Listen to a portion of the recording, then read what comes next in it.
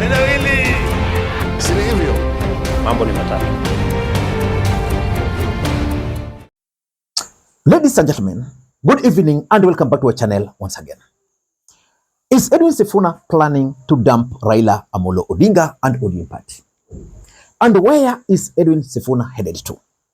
Because from all indications, Edwin Sifuna is headed to Stephen Kalonzo Musyoka's side, which begs the question, which offer is this that is so sweet that Kalonzo Musyoka is using to entice Edwin Sifuna from ODM party? Because remember, in ODM party, Edwin Sifuna is the most powerful party official, the Secretary General of ODM party. Which offer is Kalonzo Musyoka giving Edwin Sifuna? Nimekuwa kwa bunge miaka mingi, nilikuwa na ango ya Sifuna, lakini nimewatch huyu kijana, wacha nimuite hivi, kama kuna jasiri Kenya hii ni huyu kijana senata wenu.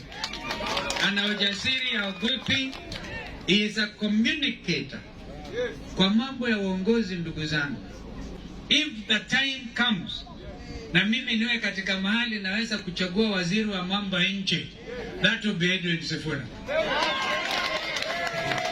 Na sisemi ni lini, he is most qualified because I know kwanza yeye anaelewa na sheria.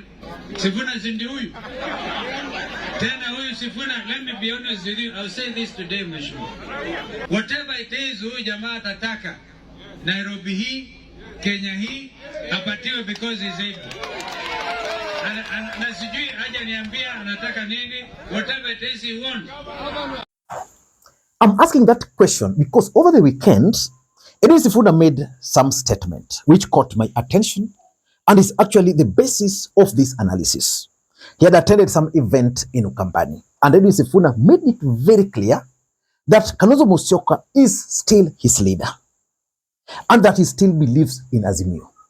Mtu rosasi ambaye anaweza kuja afanye kazi. Kwa hivyo wewe pia ni kiongozi wangu pale kwenye bunge. Unajua kuna watu wengine wamesahau kwamba chama cha ODM na chama cha Wiper tuko bado ndani ya muungano wa Azimio.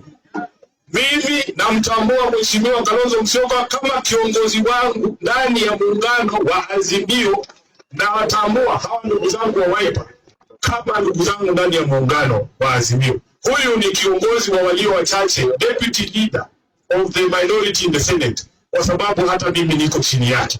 Lazima sisi sote tufanye kazi pamoja. Sisi sote lazima tufanye kazi pamoja. Ikuwe ni Matiang'i, ikuwe ni Kalonzo, ikuwe ni Sifuna. Tunataka hizi pipe zote ziingie kwa drum moja. Drum ijae mapema. Drum ijae mapema.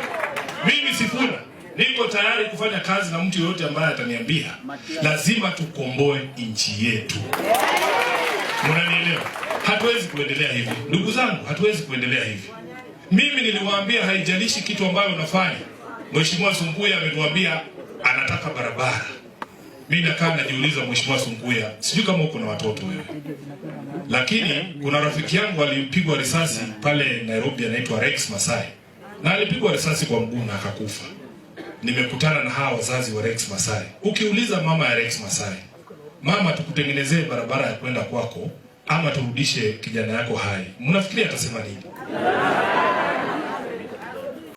We all know that Azimio died long time ago.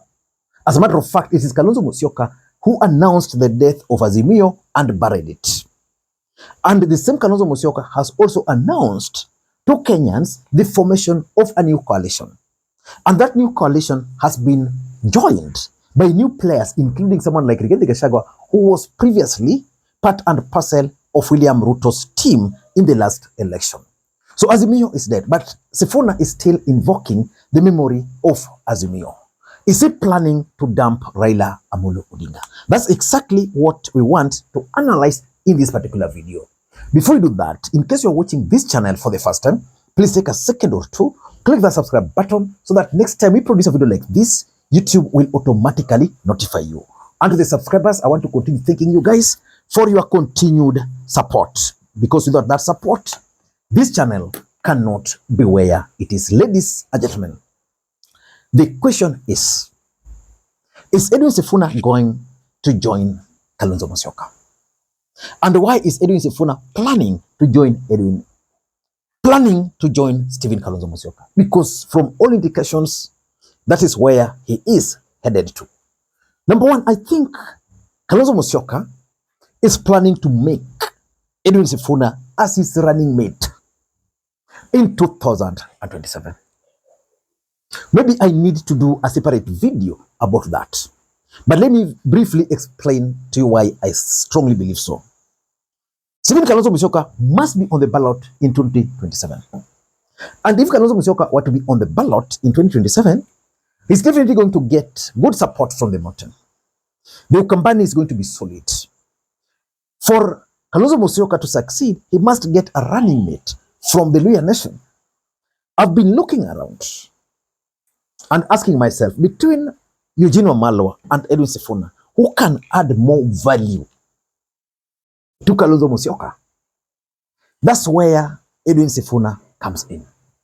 And that can explain why he's actually willing to risk everything for the sake of being a running mate. As a matter of fact, if Kalonzo Musyoka were to be supported by Rigathi Gachagua with Edwin Sifuna as the running mate, their chances of defeating Ruto are up there. The second reason why he probably is planning this is the Kamba factor in Nairobi. I've always explained to you guys on this platform on many occasions that in politics you have only two constants: the interest and the betrayal. What is Edwin Sifuna's political interest in 2027?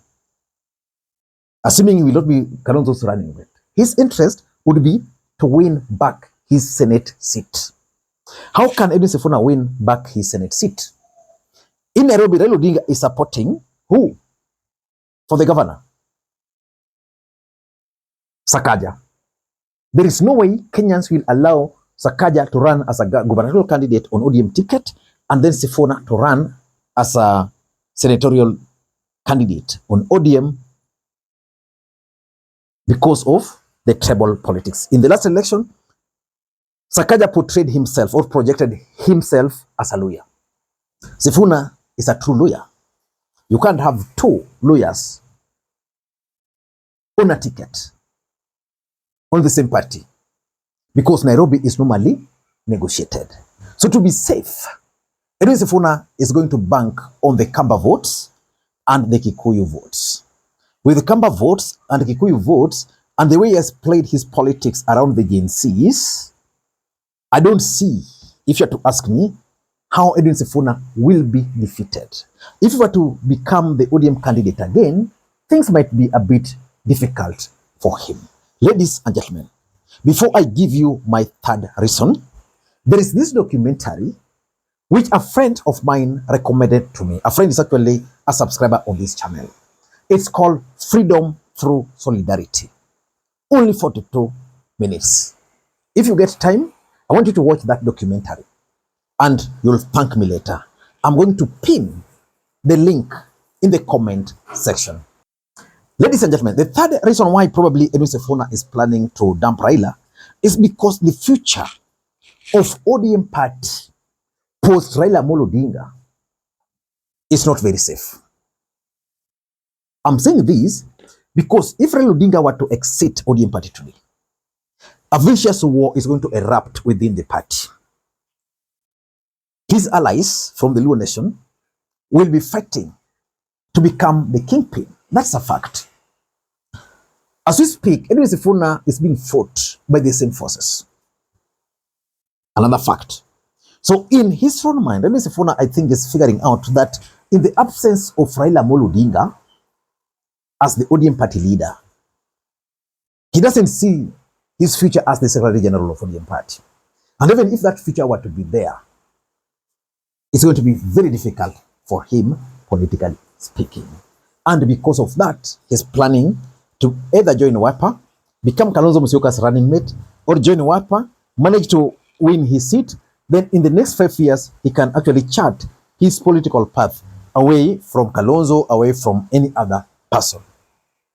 Number 4, Edwin Sifuna has been making certain statements against William Ruto, especially on the issue of supporting William Ruto's bid for re-election. He's made it very clear that for him, he's not going to support William Ruto's re-election. Raila Odinga, based on his latest pronouncements, is definitely going to support William Ruto's re-election bid.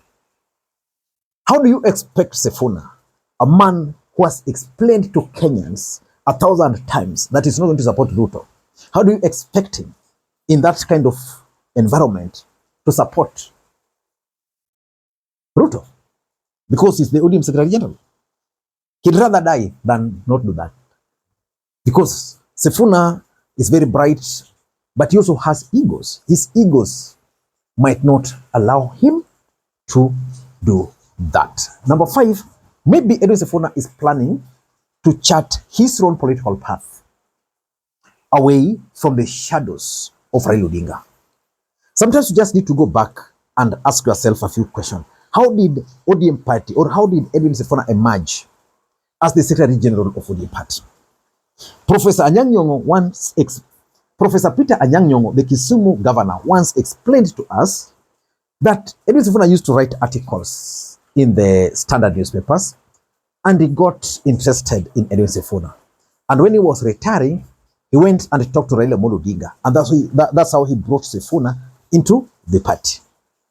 And Sifuna has been just on that trajectory, rising up to today.